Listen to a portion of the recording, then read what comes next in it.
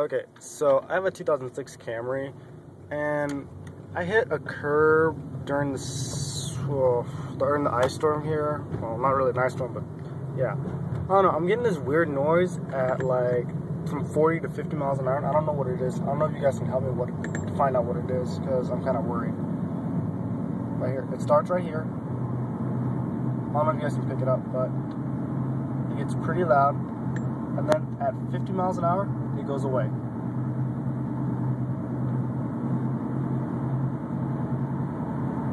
See? It becomes dead quiet at 50 miles an hour. I don't know what it is. I don't know if you guys can help me. But if you do, just drop a comment on the comment box below. Thanks.